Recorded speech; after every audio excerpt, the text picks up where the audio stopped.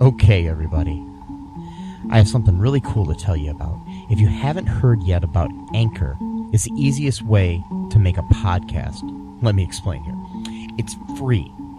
There are creation tools that allow you to record and edit your podcast right from your phone or computer. Anchor will distribute your podcast for you so it can be heard on Spotify, Apple Podcasts, Stitcher, and more. You can make money from your podcast with no minimum listenership. It's everything you need to make a podcast in one single place. Now, the way that you can do this is you got to download the free Anchor app or go to anchor.fm, and then you can get started. It's really fun. We just switched over recently here at All Too Real 2, and I'm enjoying it so far. So be sure to check it out and let us know what you think.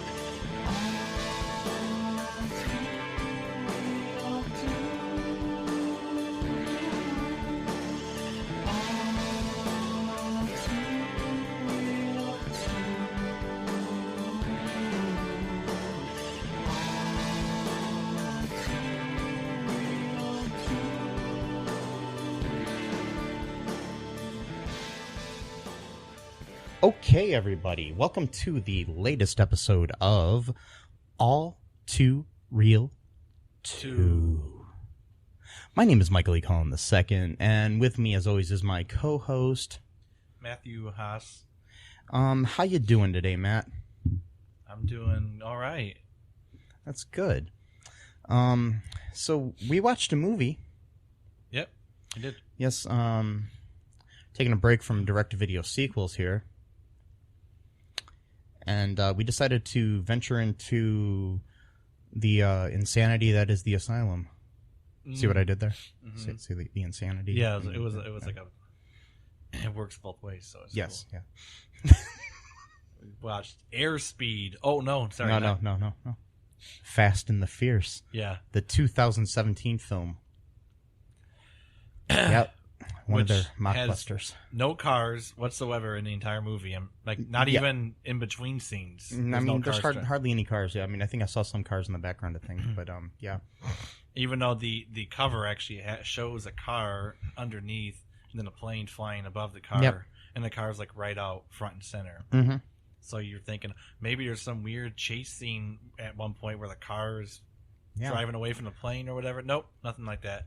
Do you think that they, by the name The Fast and the Fierce, that they were trying to mimic some other, motion picture of some sort or a franchise of some sort? Or no, it was just coincidence.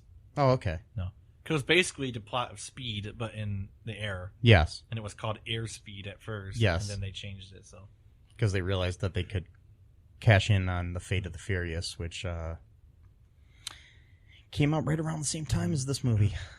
Speed is like over 20 years old, so it'd be one thing if they did that right in like 1994, whenever it came out, and called it Airspeed or whatever. But yeah, and people might think it's a sequel or something. Now that's not really a good thing to kind of. I will say this movie is probably actually better than Speed 2. Yeah. Which we should cover for this, even though it's not a direct-to-video sequel. It's been a long time since I don't even remember the plot of that one. Yeah, Speed 2, they're on a cruise ship. Okay. Just think about the title of this. Speed, okay. And then Cruise. Yeah. Oh, we get it? Because Tom... No. Not Tom Cruise, no. but... Basically, a cruise ship kind of goes pretty slow. Right. Get it? Yeah. But wasn't Tom Cruise in the first one, or is that someone else? No, it was Keanu Reeves. That's right, Keanu, and he wasn't in the second one. Which is a much better person than Tom Cruise anyways. But, tons better person. Yeah.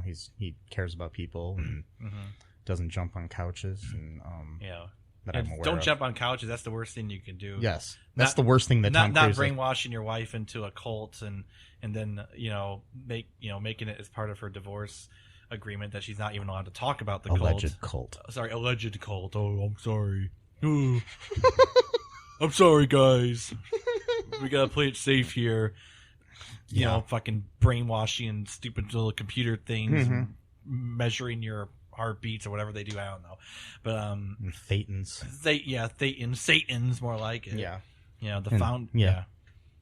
I just listened to the last two parts of a 5-parter on Behind the Bastards about L. Ron Hubbard. That was fun. Yeah, I'm sure it was. Yeah, mediocre science fiction writer L. Ron Hubbard. That's all he'll be remembered for. Yep. Anyways, so back to go ahead. Well, I was gonna say, did you know that Keanu Reeves he plays like a bit part in a new Netflix movie? No, it's this movie that came out recently. It's a Netflix movie. It's got I think her name is Ali Wong. Yeah. And the guy from Fresh Off the Boat, the guy who plays the dad, I think. From Randall Park. I think it was him. Yeah. It's basically like about them, like kind of like they grew up together as kids or whatever. It's kind of like a sort of love story. Oh, okay. But he plays like a bit part and it's hilarious. Actually, oh wow. He's only in it for like 5 minutes. Did you watch it? I watched most of it. Yeah, okay. But I'll have to check that out. I can't remember the name of the movie, but it's on my list of it's things. called Always Be My Maybe. Oh yeah, that's it. Yeah. So here's some free advertising for Always Be My Maybe and Speed 2. And Speed 2. And Scientology. Yeah, we're promoting. Yeah, we're promoting everything here. Sure. Yes. Mountain Dew. Yep. You know what I suggest? Going on a cruise ship. Watch Always Be My Maybe. And Speed 2. And Speed 2 while practicing Scientology. And drinking Mountain Dew. Okay. Throwback Mountain Dew with the real sugar. Yeah. Yeah, it's got real sugar and it's real good. Yeah. And it's got a little hillbilly on the cover. With moonshine. Yes. That's not like just really bad. Like, well, Mountain Dew used to be a term for moonshine. Oh, okay. That's where the whole thing came from. And they used to mix this with moonshine so it would cut the alcohol in it and stuff. That's where Mountain Dew originally came from. Wow. And then it just became a, soft drink for extreme sports. Extreme. Yeah. I'm a skateboarder and a snowboarder, and I drink my Mountain Dew. Real sugar, real good. Rise and Mountain grind, Dew. folks. Yeah, okay. Pop-Tarts as well. All right, yeah. I think we're good. Yeah. Anyway, so we got everything sponsored now. Yeah. So give us our money. Give it to us. Yes. All right. Okay, so back to The Fast and the Fierce. The best movie I watched in the last hour. Yeah. Yes. Bar none. Yes. Definitely. Yep. Within the last hour, which the movie was an hour and 26 minutes. Yes. And we had multiple stops in between to talk about stuff. But we didn't watch any other movies in the last hour. No. So this is definitely the best movie I watched tonight. Yeah.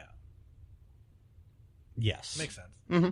So, basically the plot here is that when a terrorist plant, when terrorists, not a terrorist plant, because that'd be a great movie, but a terrorist plant, that'd be, I don't know if it would be like a plant, like where they make things, or like a plant, like, it'd be like Audrey 2 from, Little Shop of Horrors ends up becoming a terrorist. That'd be, oh wow. Mm-hmm. I think we just wrote a movie, Matt. Terrorist plant. Yep. Okay. So, when terrorists plant a bomb on a commercial flight, the passengers aboard the plane must fight to keep the plane in the air and all the passengers alive. The bomb is rigged to detonate whenever the plane dips below 800 feet.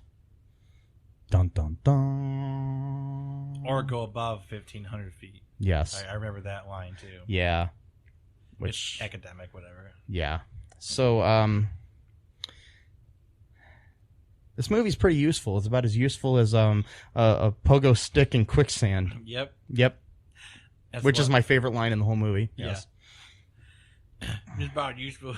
That guy. Adrian. Okay, so this movie stars Adrian Paul, who people may know from the Highlander TV series from the 90s or whenever that was, and a couple of the Highlander movies. including the best movie with the name Endgame. Highlander Endgame. Yep. That's way better than the one that came out like a month ago, whatever. Or whenever this airs. Could have been, 5 years ago by the time this airs. Who knows? Well, no, I don't think so. Hope not. Because we're talking about Always Be My Baby, which... It might be off Netflix by then. So so who knows? Sorry, guys. I still love you, Ali Wong and Randall Park and Keanu Reeves. I think it was him. I'm not sure, but I'm pretty sure it was Randall Okay. Park. Yeah.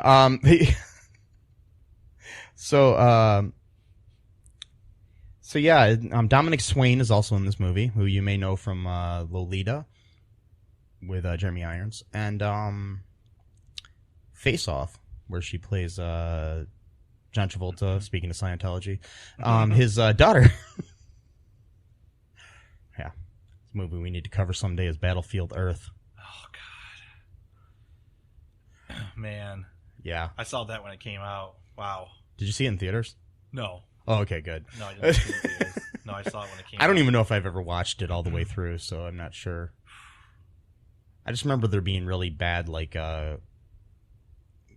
tilted angles and shit, like camera-wise, like cantered angles in the whole freaking movie. Yeah, I just remember John Travolta's messed up makeup and shit. Yeah. And all that. Oh man. Oh, boy. Yeah, it's supposed to be part of a big epic of films. I don't know why we're talking so much about Scientology here. Well, but, that movie was supposed to be based off of like a story of Scientology. Yeah, and it was supposed to be like this huge books that he ended up writing, and the second book in this series or something, the second or third, is actually longer than all three of the Lord of the Rings books put together. Okay. So he was prolific, I'll give him that. He is could just string a bunch of words Yeah, I know. together. He's the most published author in history. Hey, great. Yeah. So speaking of authors, the writer of this movie was Jacob Cooney, Bill Handstock. They wrote the story. So they watched Speed and decided, hey, let's put it on a plane. Anyways, Yeah. and the screenplay was by Scotty Mullen, not Cullen, just like making sure that I'm not related to him. Anyways,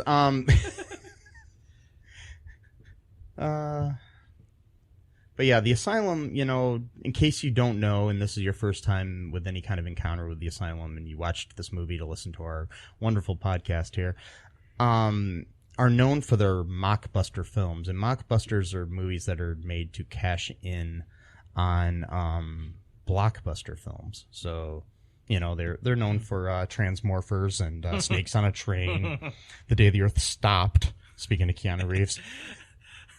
And what was another one they did recently? Oh, Avengers Grimm. Yeah. It's got nothing to do with like superheroes at all. No. Well, they kind of turned the fairy tale characters into superheroes. Oh, okay. Yeah.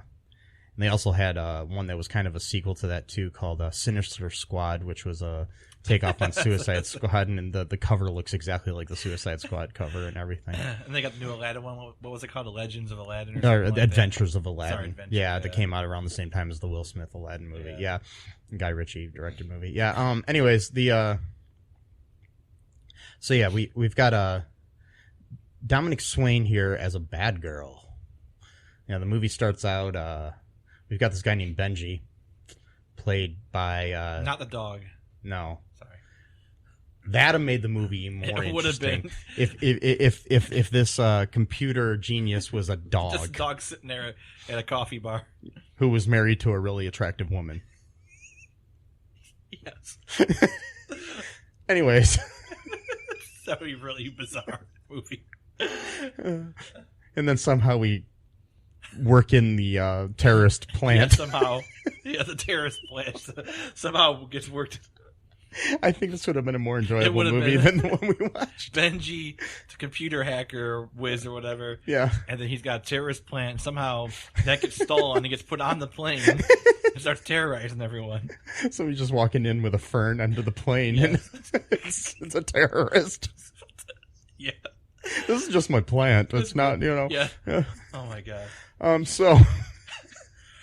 Yeah, Benji, who's a computer genius sort of guy, he's played by Zach Steffey, or Steffey, S-T-E-F-F-E-Y.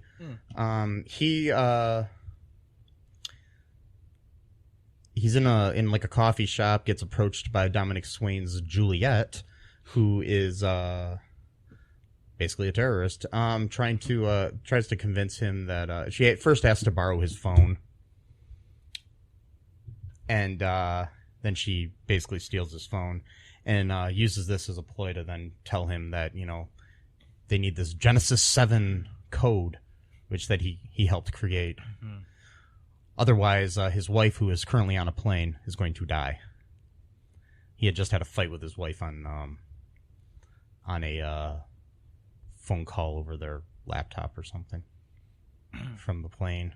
Yeah. So I'm still trying to wrap my head around some of the weird stuff. So how did they know that he didn't go on the plane with, like, if they were banking on him going with his wife and not having a fight, then the whole thing would have been... Well, I think they said at one point in the movie that their plan originally was to approach them at the hotel. Okay. And on their honeymoon. Okay. But he stayed back to work on some shit. Yeah. And he missed his own honeymoon. Yeah, missed his own honeymoon, which I don't get. For 3 whole fucking days. Yeah. Whatever. Which is also interesting that he just gives up his phone. Like, I never met anyone who's like just to a stranger like, yeah, sure, you can just use my phone. I'm like, what? No, like, yeah. I never ever heard of that, but I mean, I have done that. But you're a rarity, though. Yeah. You're like a shooting star. You're a rare gem. I'm a unicorn of divine mystery. Did I just quote Baha'i scripture? Anyway, sorry. You might have. I was like, wait. I'm in a weird mood today. And I'm calling myself a unicorn. Yeah. So I don't know. I like divine gem better. If you want to learn more about the Baha'i faith, go to www.baha'i.org. We're just promoting everything. Yeah, let's just promote everything today. Yeah. So, mm-hmm. BAHAI.org. Yes, so, and that's O-R-G. Yeah, O-R-G. Not like org, like... I don't know how else you'd spell org. Whatever, so... But yeah, anyways, yeah. So, speaking of orgs, I bet you these people in the movie have organs. And I don't know what the fuck that was. Yeah, man. They do. That was a really weird transition. They have organs. Wasn't it? I mean, I don't know. Well, some of them have organs. Not all of them anymore. Yeah. They're just playing them. There's a plant playing an organ. Oh, my God. I'm writing this movie, man. We're going to make this movie. The terrorist plant. Yes, that'll be the name of the movie. Get your TP... No, that's the dumb thing. I was trying to think about... Whatever. Mm-hmm. We'll think about it later. Yeah. We got to focus on... Get it, you can kill the plant eventually with, like, Roundup or something. I don't know what the... Right. We need to focus. So we need to focus. Focus on this great movie. Yes.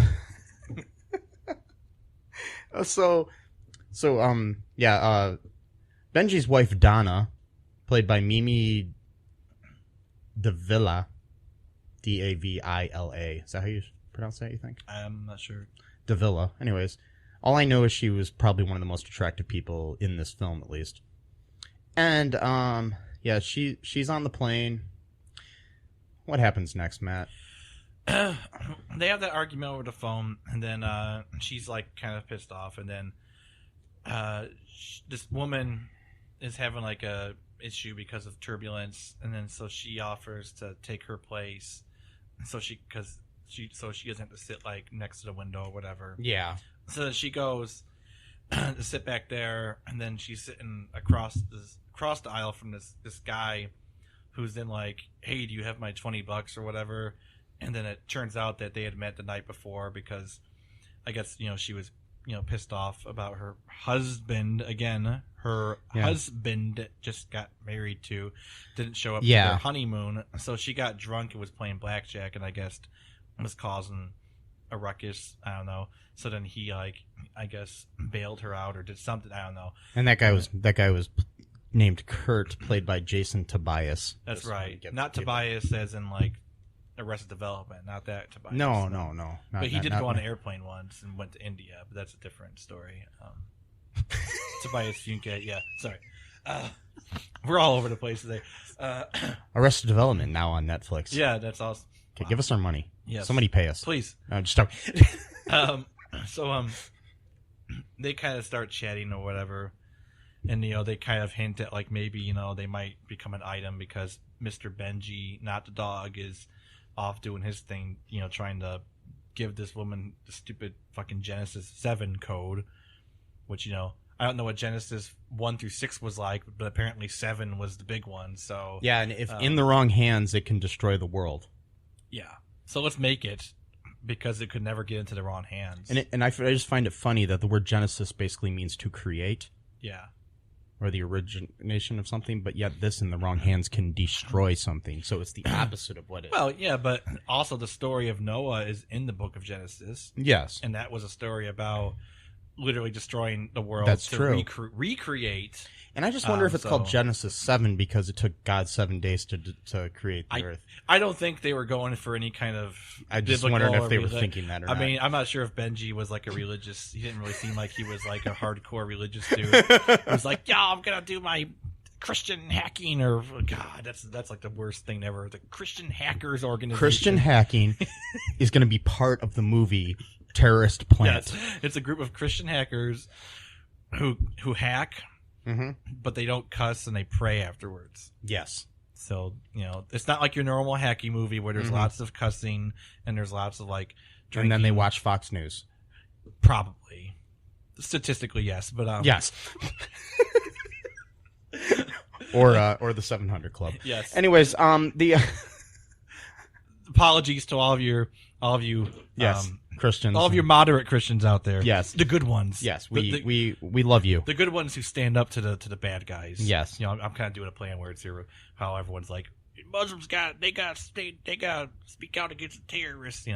Yes, so I'm doing it now to get it to moderate Christians. Yes. Oh, the good ones. It's okay. I made my point. I'm now being stupid and beating it. So we'll get back more into this plot. Do you want to take a break here now, Matt? Yeah. It's Yeah, we're like 20 minutes into the show already, so we'll be right back. Hi, folks. This is Michael E. Cullen II from the podcast that you're listening to right now, along with manager Matthew Haas. You got promoted? Yes. Damn it. Okay, anyways, folks, do you like the show Superstore? I don't know. I asked the folks and nobody's answering me. Because they're not here. Oh, but we love damn it. Yeah, we love it, though. Okay, folks, if you like it as much as we do, you're really going to like the Super Story podcast, which is a podcast where Matthew and I go episode by episode and give our little opinions and thoughts on it. Sometimes we have guests, sometimes we don't. Just depends on how we're feeling. Yeah. And, so if you like this podcast and like our little crazy banter, then you should definitely check this out. Or I might get sad. And when I get sad, it gets pretty sad. Yeah, so I can't deal with him when he's sad. No one can really. So yeah. So check out Super Story Podcast right here where you get this podcast, Super Story Podcast. Magus Elgar's apprentice, Udo Malaki, comes from a family of dangerous, exciting casters. Hi, I'm Udo Malaki, and I do magic. Even if his ambitions only go as far as staying alive. You know, I was really hoping you were going to say something a bit more positive. Not exactly an ideal Magus. You can hear Udo Malaki and his exciting adventures in the upcoming radio comedy, Magus Elgar. Visit MagusElgar.com to download your copy today.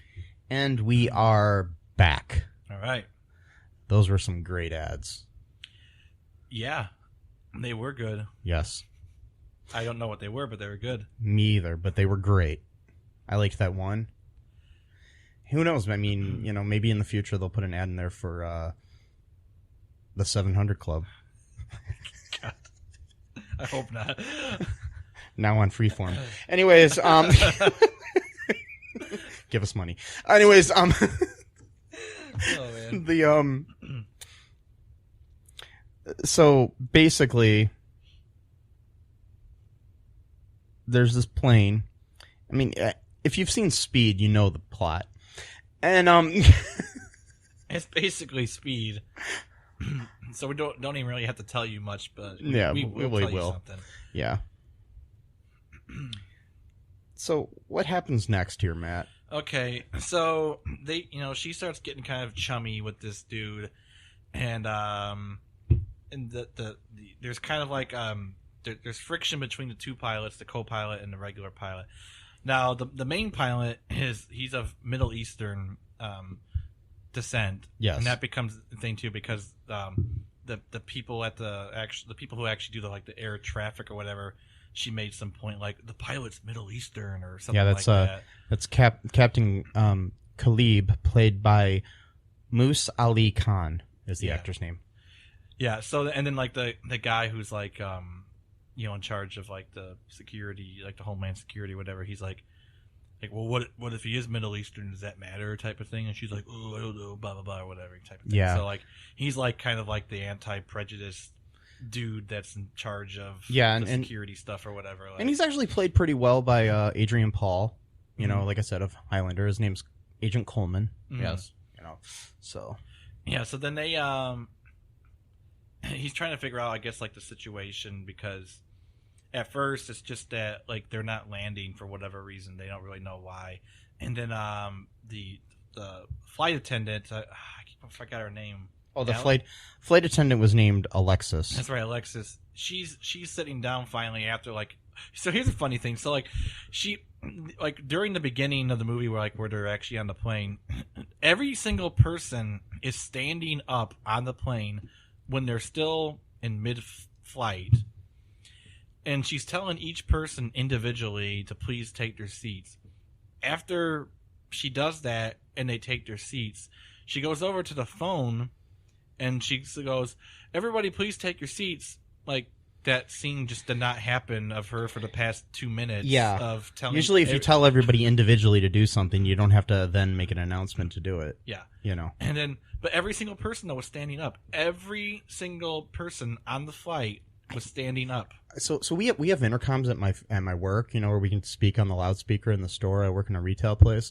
I'm thinking that the next time I want to find a manager, if they're standing near me and I'm looking for them, I'm then just get on the speaker after I see them and say, hey, so-and-so, I need your help. I'll get on there and I'll be like, hey, so-and-so, I need you in electronics or whatever, you know? Very passive-aggressive. Yes. Like, I just told you, but now I'm going to get on the...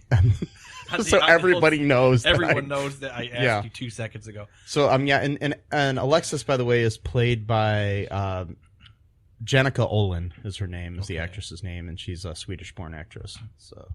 Okay, so she sits down with another steward, and they're talking or whatever, and she hears like this beeping sound. And at first she thinks it's like, oh, does nobody ever follow the rules or whatever? So she thinks it's like people are still on their electronics or whatever. Then she's searching for the beeping sound. Then she ends up, tracking it to like this hidden little compartment or whatever. And then it was like a cart from, I think it was the food cart actually. Yeah. So yeah, she finds it in there, and then it says like a note on the device saying play this for the captain. And then she listens to it. And this is your favorite scene with the whole close-up thing. It just goes on and on. Yeah. You want to explain that? Yeah. She picks up this thing out of there, and she's reading it, and she's got this shocked look on her face. And they hold on it, and she keeps looking more shocked. It's like it's like out of a SNL sketch or something. It's just really, it's like they held on her way too fucking long. It was like a super, and they didn't even really show us what the fuck the thing was that she was reacting to. So she's just reacting to it, and then she goes and shows the captain and tells them. So this movie is very big on the telling and not showing instead of the showing and not telling that you're supposed to follow in filmmaking. Yeah. It's like what I learned. First thing I learned in film school. They probably had a budget, and they're like, well, we'll just give a shocked expression. One thing if like they actually played the audio of the. Did they do that? I don't even think they even did that. So it's the only audio during that thing is like her kind of gasping, and then the other steward he says something like "What's wrong?" or something like that at one point while she's doing that, and it's not even like we don't see what she's reacting to. Plus, too, she was listening to an audio. It's like. You could have easily just played the audio, which is weird though because then they didn't play the audio later on when she played the captain. It's like that makes no sense. Whatever. But I mean, you basically could have cut down those two scenes into one scene if you would have just had her go straight from there and saw the thing, kind of freaked out, and then went right straight to the captain and then played it. So then we all were in on the joke. But then again, the movie itself was still only an hour and 26 minutes long with all of these other. So maybe they had to add a minute in here. it would have been like an hour long if they didn't. So she finds that, and then she goes tells the Yes, captain. that shocked look was for a half hour long. No, I'm joking. Yeah, that would have been hilarious. It just so yeah, she shows the captains, and then like I said, the co-captain is like I guess like a hothead or whatever, and I guess there was some tension between him. Yeah, and that's JC played by Joe Chambrello. Cool. Yeah, they used his initials as Wow. his character's That's name. I just awesome. noticed that. Yeah.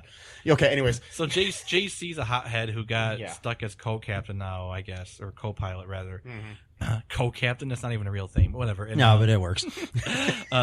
They didn't really explain what it was, but he said something like, I should have just kept my mouth shut or whatever. So he did something. And at one point, the captain makes him like leave for a while, so he goes splashes water on his face. He comes back, and he's like, you know, he acts like he's fine now or whatever. Everything's gonna be fine between them. No, I guess not. And then because later on, I forgot what happened, how it happened, but later on, the captain, the Middle Eastern guy, he leaves for some reason, and then JC locks him out of. Yeah, he left to go look on the plane for the bomb. Oh, okay. Yeah, he was like searching the plane for the bomb on the directions of Adrian Paul's Agent Coleman character. Okay. Yeah, so he locks. This is kind of later on in the movie too. He locks him out, Mm-hmm. and and so, you know, it's kind of like a mislead because we're thinking like, oh, is he a terrorist? Is he one of the bad guys here because he locked the captain? Now is he gonna like crash the plane like in Turbulence 3 or some shit like that? When they crashed the plane and stole Kansas they were going to crash the plane into Stole, Kansas to unleash hell on Earth, but that's a whole other movie. yeah, we'll cover that someday. Yeah, okay. Yeah. So turns out it was a mislead that he's not actually a terrorist. He just wanted to lock the captain out for some reason, and Yeah. and then the stewardess Alexis hits him in the head with like a tray or something like that because she was, for some reason, he wanted her in the cockpit with him. Yeah. That's not any kind of like euphemism, like you know, I'm not trying to be like No, cool or there was an FAA regulation that you have to have two people in the cockpit, Okay, just in case okay. something goes wrong. But I don't know. Two personnel have to be in the cockpit. Okay. I'm pretty sure that is a thing, but I don't know what good a stewardess or a flight attendant, as they're called now, I guess. Okay. Yeah, be more politically correct. Well, I called the other guy a steward. Yeah, I know. 'cause I was like, well, you know, that's Yeah, the male I version. did too. But no, the flight attendant, which can apply to both male and female Right. and transgender and whatever. Right. Anyways, I guess they have to have somebody in the cockpit, but I don't understand what good is a flight attendant. What is she going to do that? Because then they have another flight attendant later. He sits in there and it's just like, Yeah, what good are they doing? Because or maybe they're just there to make sure the captain doesn't fall asleep or something. I don't know what the fuck they're maybe, supposed to but do. they're already breaking rules anyway, so it's weird. Anyway, so yeah, he turns out he's not a bad guy. He's not a terrorist. He just wanted to, I guess, like teach his captain a lesson or whatever. So the captain finds his way back after she hits him over the head, hits JC over the head with a tray, Yeah, and and lets him in. He lets him in, and he's like, the captain's like, you know, we're going to talk about this later on, but right now we just have to worry about getting everyone home safe and all this kind of stuff. You know, it's a pretty nice guy. So then, like, JC, he feels bad about what he did. So, like, he wants to, like, later on be a hero. And they're running out of fuel because they're constantly just flying around. And so Adrian Paul's character is on another plane, and they're trying to latch onto that plane. And right before that happens, JC's leaving the cockpit, and he says, "I'll be right back." And if you've ever watched Scream or anything, you know the rules that that Jamie Kennedy's character pointed out. If you say "I'll be right back," you're not going to be right back, buddy. Mm-mm. No, not usually. You know, they broke it in that movie, but that's different. Yeah. But yeah. So you can kind of see what happens next. He dies. Yes. He's trying to hold on to something, and he just gets blown, whisked away or whatever. Mm-hmm. And she survives because she's down there with them, and she warned them that it was too dangerous of a thing to do. And then she's like, "How come nobody ever listens to me? You know, the rules exist for a reason, and I told them that this would happen, and blah blah blah." and stuff like that. But then she breaks a rule right after that because I forgot what happened. Oh yeah, some racist dude from Texas who has like a weird beard with like two stringy fucking things. Like he's got like braided strings coming down from his beard, like braided hair. Not strings, but hair. Like he thinks he's Scott Ian from Anthrax or some shit like that. But like Scott Ian's cool, so whatever. And yeah. And what? No, he is. Yeah, but I'm just like, I don't know. I didn't go to the Anthrax way, but it does make sense now. Yeah. But yeah, he the racist guy thinks that the captain is the terrorist. Obviously, at one point, and he threatens him and stuff, and says, and the captain says, "I'm an American, just like you," and he's like, "You're not just like me," Yeah, like you might. He doesn't really talk like that, but I just thought I'd you might as well just had a freaking a fucking spittoon here for a tobacco to be like, But anyway, so like, and then like he's about to like get aggressive with another flight attendant, and then that guy like just like he tries to throw a punch at him, and he just grabs his punch, and he's like, unless you want to tell your beer belly friends how you got your ass kicked by a flight attendant or something like a Hollywood flight attendant or a flight attendant from like West LA or something like that is what he said. I can't remember. But after CJ dies, JC dies. They can't get onto the plane because the plane starts flying on its own because there's the chick on the ground that Dominic Swain played, Juliet. She was controlling the plane, I guess, from her iPad or something. Yeah, there was some thing because she was getting anxious after a while. It's because it turned out that there was more than one terrorist. There was actually, well, we'll get into that. There was another terrorist, and it turned out to be the guy that was that. But that happens later, a little bit later, after CJ falls off the plane. I mean JC. JC, I'm sorry. Why do I keep calling him CJ? I don't know. That was Pamela Anderson's character on Baywatch. Maybe that's why. Maybe that's why. I don't know. But yeah, that was a little bit after and then because that's when they find out that,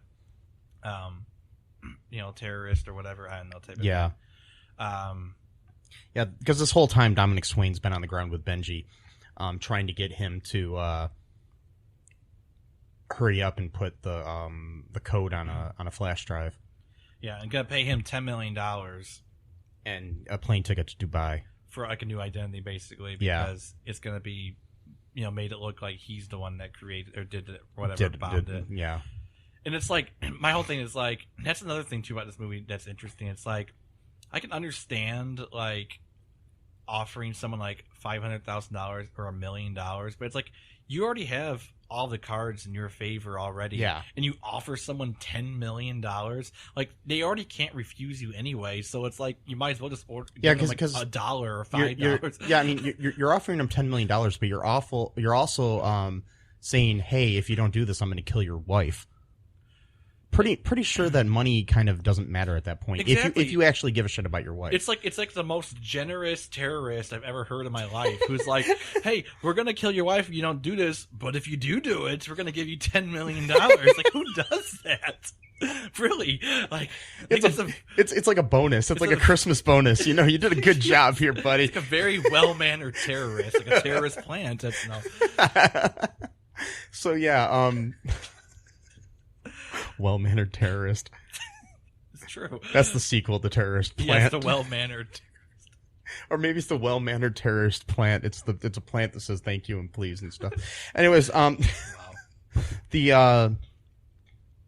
so yeah, we end up finding out then eventually because of shit that's going down. I can't remember the exact details, but that Kurt, the guy who is actually, he's also he at least claims that he's a vet, military vet, and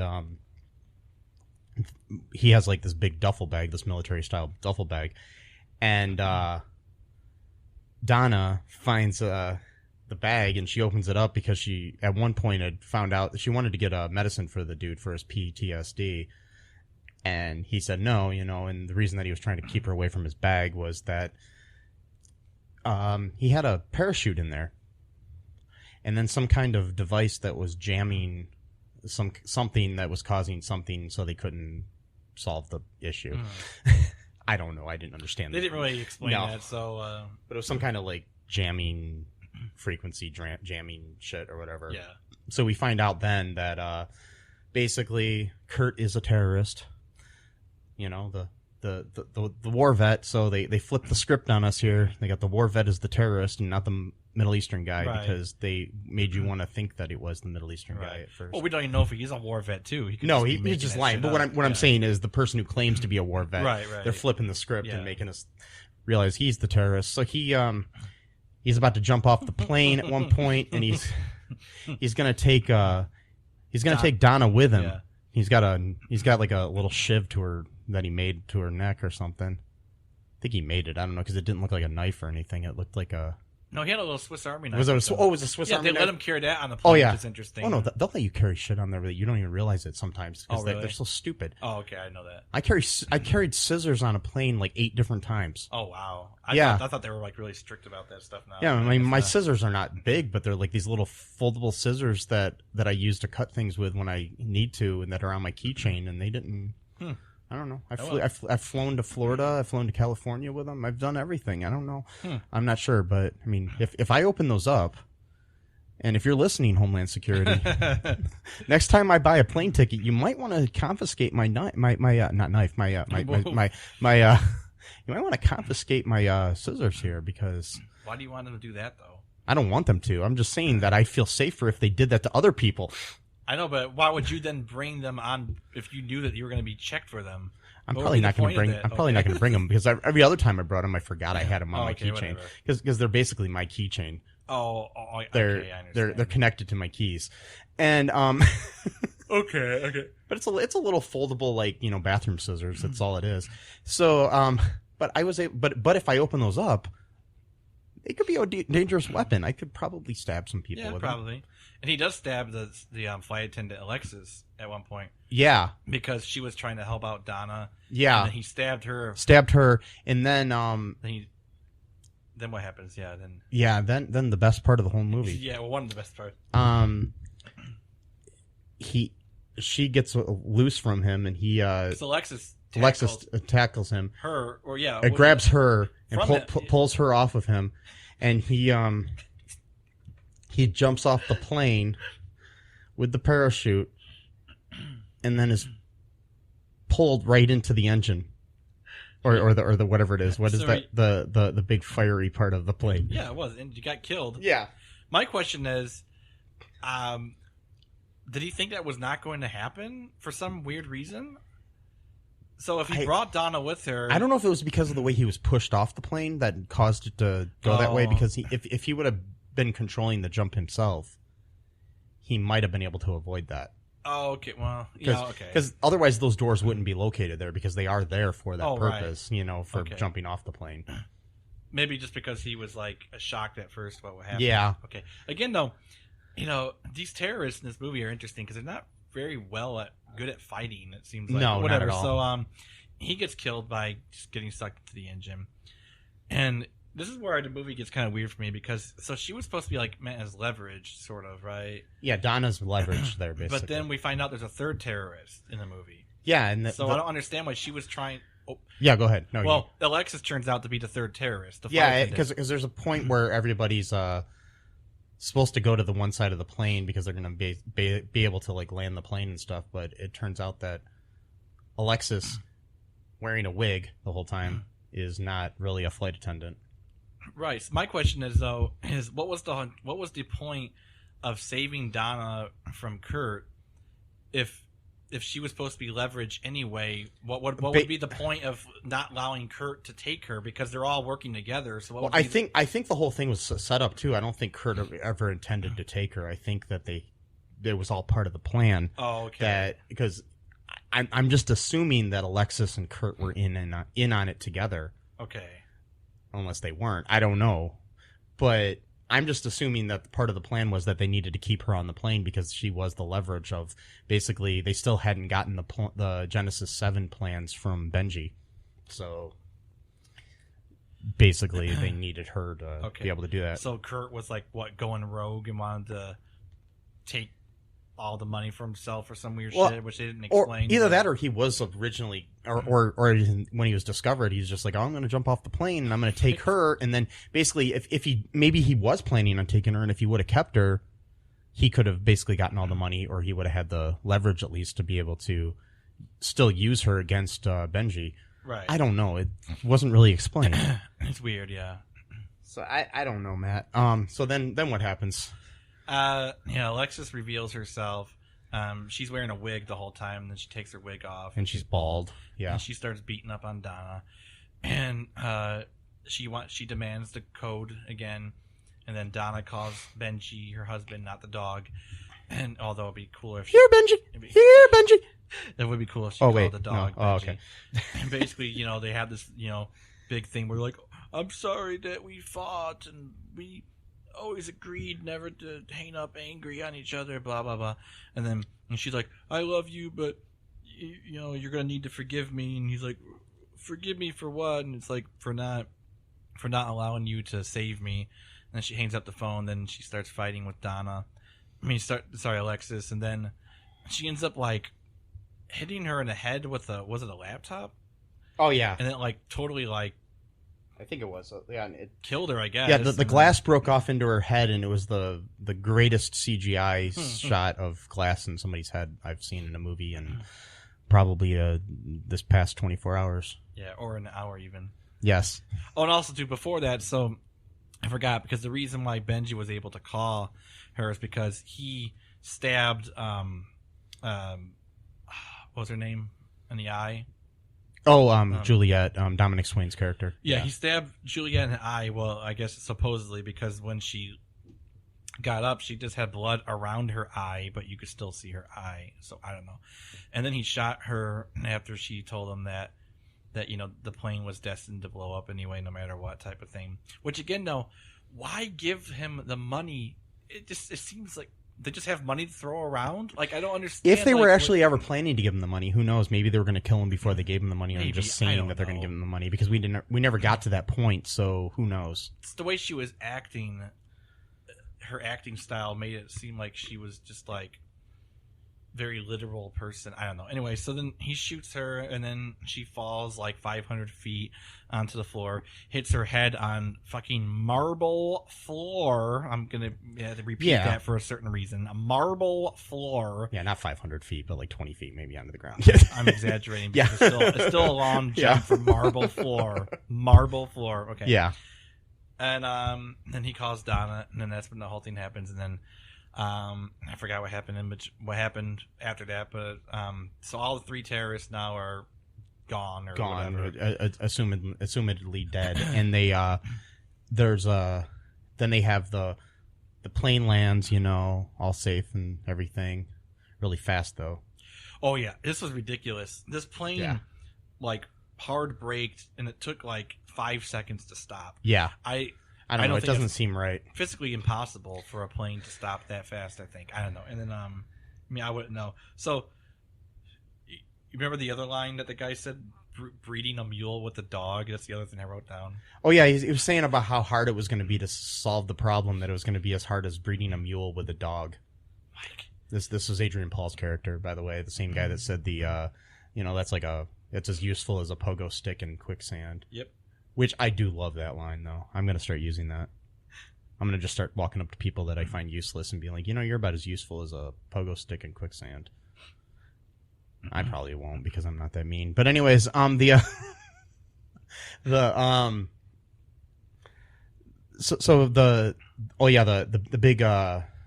big anthrax racist guy. the big anthrax. He apologizes to the captain and says, you're what does he say, Matt? You liked this line. Oh, because I predicted the line. Yeah. He's like, you're right, though. You're not like me. You're bitter. And like I knew exactly he was going to say. And then they hug. Yeah. I mean, he didn't even sound like that, but yeah. I'm making up. That's the other thing, too. So he made this line in the beginning because everyone was getting pissed off about not landing. Mm-hmm. He's like, I'm supposed to be at some it's game or whatever. Well, yeah, it's at the Rose Bowl game. And I got money on this. It's like Texas versus UCLA at the Rose Bowl. And by the way, they go by the Rose Bowl at one point in the movie, and there's no cars in the parking lot. It's like apparently no one. But the Rose Bowl's going on, which is like one of the biggest football games of the year. Yeah. And like the whole stadium is like pretty much empty. Like, so I'm thinking racist dude bought all the tickets. Maybe, yeah. And it's like he's like, I have money on this. Okay, but just because you have money on something doesn't mean you have to physically be there to win or lose. If you win, you still are going to get your paid out. I don't understand why he needed to be there to win. I don't know. And then maybe he thought that if he was physically there, he'd be able to encourage the team. I don't know. And, give his team luck or something. I don't know. But these sports guys, they got ritualistic. Well, yeah. And superstitious. I mean, I've known guys that are like, fans of a football team or a basketball team, and they won't wash their underwear for a week and stuff. And I'm just like, okay. If you're on the team, I understand the superstition bullshit. Kind of. I don't even get it then. But it's kind of like the whole thing where people are like, we're gonna win this week, and I'm like, okay, so are you the point guard? What are you? Right. You're not on the fucking team. We did this, yeah. Yeah. So so he apologizes and then hugs him and then all this kind of shit. And then what was I gonna say? Oh yeah, and because there was like this like kind of like rich old lady that was like high class and like was always complaining about stuff like the lavatory is filthy or whatever type of thing. And then so like at the end there's like this weird scene. Maybe I'm looking too much into it. I don't know. Well, there was a scene before that, before the weird scene at the end. Okay. There was a scene where they were about to die. They thought they were going to die, and she asks this young African American steward or flight attendant asks him to sit with her and hold her hand because she doesn't want to die alone. Mm. Yeah. So that sets up this scene. Okay, I forgot about it. Yeah. And that's the guy that blocked the punch from racist Texas guy. So anyway, so they get out the plane, and then he's like, "I'm gonna need a drink or whatever." And then and because she said something like, "I was like, well, I was like, well, I forgot what she said." She says something like, "Okay, I'll buy you a drink," or something. It's like, she says something, yeah, I could go for a drink or something like that, and says something like, "Oh, are you buying me a drrink?" Yeah, to her, and then she's like, what'd she say? Like, I'll buy you after what we've been through, or whatever, what we've been through, or what you did, I'll buy you the whole bar. And then, of course, what I said afterwards, not very good. I'm like, and then we're gonna fuck afterwards. Yes, I'm just saying because she had like she had this look on her face. Yeah, like she basically had this look like very confident, like I'm gonna bang this. like I'm about to be your sugar mama here.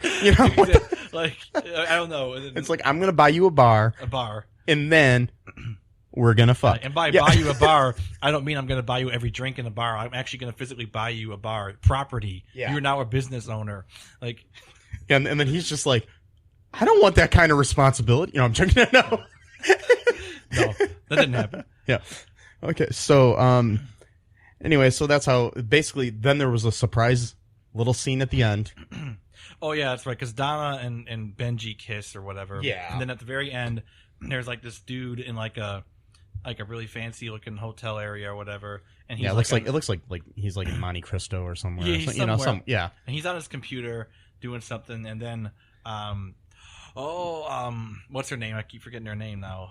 Juliet. Juliet shows up, and she's got an eye patch now, a diamond-studded eye patch, which she didn't even need because her eye wasn't actually popped out from being stabbed. Whatever. Okay. Anyway, so maybe she still went blind. Who knows? Who knows? Yeah. So then she's like, "Are you so and so? Blah blah blah or whatever." And then he's like, "What?" And he's like, "You are going to make one of two choices in the next." That's what she said to Benji in the beginning. Yeah. So and then the credits roll. So she survived getting stabbed in the eye, shot in the chest, and falling 20 feet onto a marble floor, hitting her head. She's apparently made of steel because I think I would die if I fell head first on the marble floor. I believe some of this stuff in like superhero movies and shit, but sometimes I'm like, but she's not even a superhero. No, that's what I'm saying. But this isn't a superhero movie. Right. She's just some regular woman. If this was Avengers Grimm, maybe I believe. Yeah.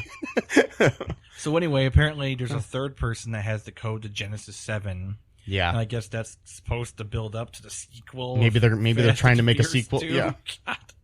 Maybe they will. I don't know. Oh God. But you see, I mean, and overall, this movie wasn't as bad as I thought. No, it was actually enjoyable to watch a little bit. Yeah. So, I don't know what. Let's take another break here, Matt, and then we'll come back with some Internet Movie Database reviews of this film, and that's it. Okay, we're gonna be right back. Cool. Hey, folks, this is Michael E. Cullen II from the podcast that you're listening to right now, along with Matthew Haas. We just wanted to tell you about our great podcast called Super. It's called All Too Real. And on that show, what do we do, Matt? We watch biopics, and then we talk about whether or not the movie matched up with the real story or not. So It was a lot more exciting than that, though. Yeah, so we analyze the real story and the real story. Get it? Get it? Real. You know? Yeah, they're spelled differently, folks. You can guess which one I said which way. Uh-huh. Anyways, so sometimes we have a guest, sometimes we don't. But we talk about great movies like Shattered Glass and The Social Network and Futile and Stupid Gesture, among others. Those are some of the ones that we've covered so far, and we're going to cover a lot more. So please subscribe on Stitcher, Apple Podcasts, Google Podcasts, wherever you find your great, fun podcasts. And be sure to share it with your friends. Do it. Do it. Do it.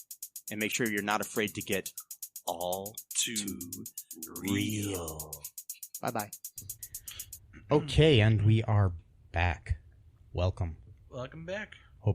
Welcome back. Okay, anyways, this is... Welcome back. Welcome back. Carter? And welcome back, Cotter. Cotter, Yeah. So, ready for some amazing reviews here from the Internet Movie Database here, Matt? Sure. Okay, this is for the Fast and the Fierce. Okay, this is a 10 out of 10 review. Despite all these review, this is TSTS Salesforce is the name of the person commenting here. I give it a 10. I can tell why people are so pissed, as this movie displayed white people as terrorists. Who's pissed off at that? I don't know. I'm not sure. That's why I find this funny. We are so used to see other group as terrorists. Kudos to the director and producer who tried to bring something different in the table. Well, at least he's making a good point. He is making a great point, but his grammar is not It's great. usually the other side who thinks the other way that doesn't spell I know. right, so it's kind of weird. Yeah, and there's no capitalization in this either. It's like, great to watch. I would say all racists should take a lesson from this movie.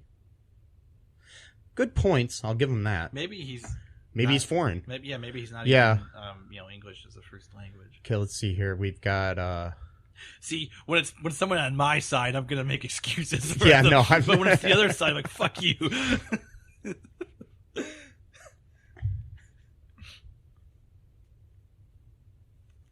Here's another one with a different point of view. This is from The Black Lizard. Okay. It's a 5 out of 10 star. Not 1 star terrible. Despite the 1-star reviews given by other reviewers, this film has entertainment value. The acting and CGI isn't terrible. I've certainly seen far worse. What this film does suffer from is liberalism. Okay. Like every recent film, which unfortunately come from the left more often than not, it's used as a propaganda platform with the same repetitive tropes. Typical of leftist projectionism, every white person who is on the screen at any time is, of course, racist, evil, greedy, corrupt, cowardly, suffering from anger problems. The Middle Eastern pilot and the black and gay Asian cabin crew are the only good guys. I'm pretty sure Adrian Paul is white. He was good. So it's weird. He talks about leftist projectionism, but he himself is projecting because he's hyper focused on the race of every individual who's a good or bad guy. This is ridiculous. So if you're the one that's so focused on race, but yet you're saying that the left is focused on race, you're doing the very same thing that you're saying that the left is doing. Well, but I'm pretty sure that Agent Coleman is a white dude. He might be foreign, but he's a white dude. And Benji is white. Benji's white. I don't know about his girlfriend, but whatever. Yeah, I mean, she was kind of hard to pin down her nationality, unfortunately. And that's the whole point of terrorism is that, like, you want to be low key. You don't want to be noticed. That's the reason why the Middle Eastern terrorists 9/11 weren't dressed as quote unquote stereotypical Muslims wearing like robes and stuff like that, because that would put eyes on them. So they're like, no, we're gonna wear quote unquote Western clothing so that we won't be as noticeable. So your argument is actually double wrong, because if you want to they do talk about Benji here. But if you want to be a terrorist now, being a white guy is actually the greatest thing ever, because everyone's going to be like, oh, it's just some white dude, whatever, cool, and then you get to go blow up the, whatever, I don't know. Blow up the thing. The thing, So. And it says, and of course, the only white person who isn't completely evil. Again, Adrian Paul is white, and so is the guy helping him, and so are other people in the fucking movie that are good. Maybe he doesn't think Italian people are white. I don't know. I guess knowing this guy probably doesn't. So. And it's like, it says, and of course, the only white person who isn't completely evil is a cafe-dwelling hipster with a laptop, but even he is painted as having a gray moral code. No, he wasn't. And skipping out on his own honeymoon. That's nothing to do with a gray moral code. But my thing is right now, there's like, oh, a cafe-dwelling hipster with a laptop. Like all people who have laptops and hang out in cafes that are hipsters are, and so hipsters are usually linked with the left, so that's why anyways, he's got all the stereotypes of his exactly. opponent's side, because he's on the other side like a dumb right-wing moron, but whatever. It says, if you can look past the inherently racist socialist propaganda, okay, obviously you can't, you fucking it's dolt. Asylum, dude. Obviously you can't, the black lizard. Anyways, yeah, why does he call himself the black lizard? He should be the white lizard, whatever. Yeah, that's racist. Anyways, if you can look past the inherently racist social propaganda, then this is a good film for a lazy afternoon, reminiscent of the aeroplane emergency type films from the 80s. Except those movies were also, oh my god. Yeah. See, this is the problem again with the right wing. I know we're not a political channel, but I can't help myself. We can still this do is the it. problem with the right wing, is that they don't understand, for the most part. Again, there's an exception that proves the rule, but for the most part, they don't understand how satire and sarcasm works. Yeah. They think that just insulting someone is sarcasm. It's not the same thing. Sarcasm can include insults, but that's not just, the two words aren't the same meaning, right? And so they don't understand even when they themselves are being punked. They're like, yeah, the emergency in the aeroplane. I'm like, those were like, that kind of humor is. Well, no, he's not talking about airplane, he said emergency though. That was kind of like a. Well, cheesy. He's talking about the emergency airplane movies, not not movies called that. He's just talking about movies from the 80s. Because there was a show called Emergency. Yeah, that was like in the 70s. And it was like though. A cheesy kind of. Yeah, well, that's what I thought he was talking. No, he's talking about the airplanes with an emergency like turbulence and stuff like that. I guess I misunderstood. Whatever. And Airport 70 whatever. Yeah. Anyways, yeah, because that's not how it was written. It wasn't written as those were the titles. So, and this guy actually had decent grammar in his thing. So the next one is a 1 out of 10. You want to hear this one, Matt? Yeah. Okay. So it's by Play 2 by Play. Play 2 by Play. PLAYTOBYPLAY. 1 out of 10. What did I watch? There are no cars in this movie. I didn't see a single car. Saw the interior of a car and like half a fire truck, but nothing that took me for a bumpy ride, as the poster says. Airspeed should have been the title, which it was originally. This movie was useless like a pogo stick in quicksand. Grappling hooks, bald chicks, racism are all in this movie. So, got something against bald chicks? Oh. Probably. Oh God. Okay, here's another 90-minute another review. It's called 90 Minutes of My Life Wasted. It's a 1 out of 10. Oh, come on. By David Mantle. Truly a dire waste of time. 90 minutes of my life I shall not get back. I should have realized from reading the synopsis that it would be a very poor copy of Speed. Both the acting and the science effects... What are science effects? Leave a lot to be... I think he meant special effects. Leave a lot to be desired. Science effects. Yeah. Yes. Not sure if even watching this film whilst drunk, whilst WHILST. Dude, this movie was hilarious sober. I'm pretty sure it's even better. Yeah. Whilst drunk would make any difference to the overall experience. Yes. And 7 out of 7 people found that helpful. Oh boy. Piece of shit. Yeah. Sorry, it's the best movie of all time. I'm saying it right now. Matt. Better than Endgame. Better than Endgame. Highlander Endgame? Both. Highlander Endgame's better than Endgame. And this is better than that. So you know what that tells me? What? Any movie with Adrian Paul is Yes. better than a Marvel movie. Yes. Do you want to die on this? It's better than Howard the Duck, and that was really a hard movie to top. So Yes. By the way, do you want to die on the Adrian Paul cross? Yes. Okay. It reminded me, you know that show Legends of Tomorrow? Yes. You know the episode of George Lucas when they're trying to make him go back to film school or whatever? Yeah. And then they're like arguing over like which movie to watch first because Nate likes like the Indiana Jones movies and what's Ray likes the Star Wars movies. So they're arguing and then Vixen, is it Vixen? Yeah. It's like the older version, the grandmother. Yeah. She's like, this one sounds like a cute one, something called Howard the Duck, and they're both like, no. That was great. Yeah. That's a great show. Yeah. That show's so funny. Yeah. Unlike Howard the Duck. Anyways, Yep. So I think I got more laughs out of this movie than I did Howard the Duck, honestly. Oh yeah, this movie's great actually. Yeah. Like you want to ask if I recommend this movie? Yeah, I definitely recommend Yes. watching this movie. Yeah, I do too. I think we need to watch more Asylum films. Yeah. And if you're listening to this and you would like us to watch more Asylum films, please comment on our Facebook page or wherever and let us know that you want us to watch more Asylum films. Right. And if you give us $1 million, you get to choose which movie we review. So. Yes, only $1 million. Yeah, only $1 million. But you know what? What? If you don't give us the $1 million, we're going to kill your wife. Whoa. Wait, that's not how it works.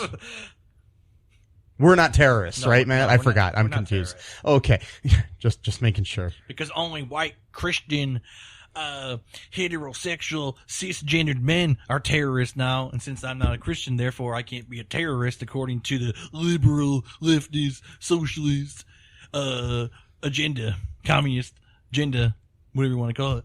I can't either. So, we can't. According to that guy, since the liberal agenda controls the world now, we're not terrorists because we don't fit that. The oppressed. Maybe that's I think that's white men. The oppressed heterosexual white men. maybe that's just in media though. Maybe in the real. I think what they're saying is that in the real world, where people spit tobacco in spittoons and scrape dog shit off their boots because they've been farming all day long, or I don't know. I'm just trying.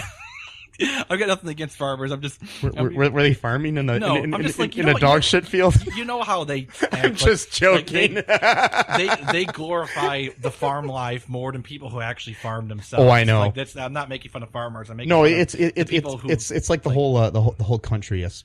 It is. That it's like the people who actually live like that Yeah. aren't even that obnoxious about it because No. guess what? They're actually living the life, not talking about it. Yeah. And whereas people who always glorify things that they're not, they talk about it so much. Yeah. Like It's like it's like the people that glorify gangster life when they're not even a gangster. and Exactly. stuff, Like, I'm from the streets. Like, no, you're from a cul-de-sac. That's where Yeah. you're from. It's like, it always reminds me of the whole thing where John, I think it's John Peters told Kevin Smith when they were working on a Superman script, and it's like, you get me because you're from the streets, and Kevin's like, I'm not from the streets. I'm from a street. Right. You're from the streets. That reminded me. Do you remember there was that episode of the Dave Chappelle show where they did a wife swap sketch? Oh yeah, I remember that. And the kids, the white kids, listening to 50 Cent, and Dave Chappelle's just walking by with a cigarette just hanging out of his mouth. They're like, what are you listening to? He's like, it's the new 50 Cent. I'm from the streets. He's like, so then he just takes them to a really rough neighborhood. He's like, all right, here's the streets. go sell crack. I think that's big here or whatever. And just drives off. Yes. Oh, great. I miss that show. Yeah, anyways, so yeah, I think I would recommend this movie too, though. I found it enjoyable in the sense that it was bad, but also kind of slightly unpredictable in certain points, which is kind of weird. Mm-hmm. Yeah, because at one point I think I thought everybody was a terrorist. Like you didn't know who to even. And then at one point I thought nobody was a terrorist. Right. Which is weird. I thought that Kurt was at first. I pretty much thought he was from the beginning. He was too helpful. But yeah. But I didn't see Alexis. Yeah. Because Alexis played it really good. You know, if I wrote this, I would have made Donna the terrorist. Ooh. Wait, she's got to threaten to kill her. What?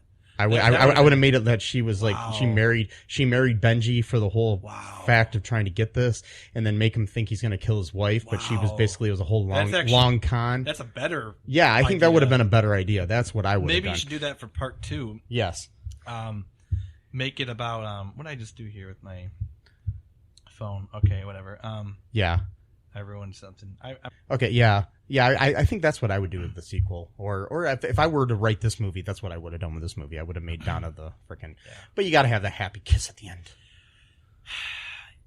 Yeah. You know what I would have done? Like I would have not killed JC and had him and the pilot make out at the end. Okay, well. But then I'm a liberal. That's right, because that of course just plays right into the liberal agenda. See, part of the liberal agenda is that everything is reversed now. So if you're homosexual, that's great. You're doing God's work. But if you're heterosexual, you're just close next to Satan himself right now. See, everything's backwards now in my mind, because I look at the whole world as a giant conspiracy, and I'm drunk right now. Woohoo! Anyway. So, folks, be sure to subscribe to our show, like us on Facebook and all that stuff. You could complain about me too, because I'm the wild card here. Oh no, it's fine. You're the Charlie of this group. You know, you're the wild card of like It's Always Sunny in Philadelphia. Oh God, you're the Charlie. He's the wild card. Yeah. Anyways, that's why when I think of wild card, I think of him. So yeah. No, you're fine, Matt, because I think we're all thinking the same things. Yeah. I think most of society right now is thinking that there are these thoughts that people just don't want to admit to the fact that they're fucking racists. Yep. And so they try to twist it around to be that, oh, it's the liberal media trying to change everything, and you know the liberal media wants to get me and take away my white rights. Yeah. Yeah. They're going to make me divorce my white wife. They're going to either force me to get married to, black, we can't say that word anymore, a black woman or a white husband. Can't be, so I got to make a choice, basically. Maybe an Asian husband. I don't know. Who knows? So, that's new society. Just get prepared, get ready for it. We can't do nothing about it.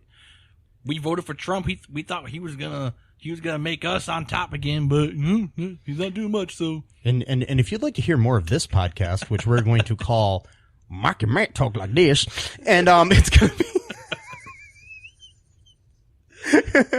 just let us know, and make sure you subscribe. Also, we do have some cool T-shirts now on our TeePublic, which I'll link below in the description of this episode. You can get some nice little Direct from Hell shirts and different things like that we designed recently, as well as some Cullen Park shirts and just some All Too Real 2 shirts and shirts for our other podcasts. Shirts for every occasion. Yes. There won't be any shirts that say white pride or anything like that. Just letting you know. No. Maybe liberal agenda. Maybe we should make that and spell it with a J instead of a E. We should. And you put like a little Star of David above the J because, for them, it's pretty much a shorthand for Jewish. They're gonna be like, the liberals, wink, wink. New York City, bagels, pastrami, sandwich. You know what I'm getting at. If you would like that, folks, please don't let us know because we're not going to do that. No, we're not going to. No, we're not going to do that. We're not going to put a Star of David over. No, we're not. The letter J. No, we're not. No, we're not. We're not going to do. We're not. I don't know if you heard me, but we're not. No, we're not doing that. So anyways, this has been fun. Yes. Yeah, be sure to go out and see Fast and Fierce. Fast and the Fierce, yes. I'm sorry. From the Asylum. And like I said, if you want us to do more Asylum flicks, please let us know. We promise to find all of the liberal agenda within those films. All right. Bye. Thank you. Bye. Thanks for listening to All Too Real 2 podcast, a Cullen Park production. Produced and edited by Michael E. Cullen II. Music by Matthew Hawes. Subscribe and share the show. Visit us at cullenpark.com.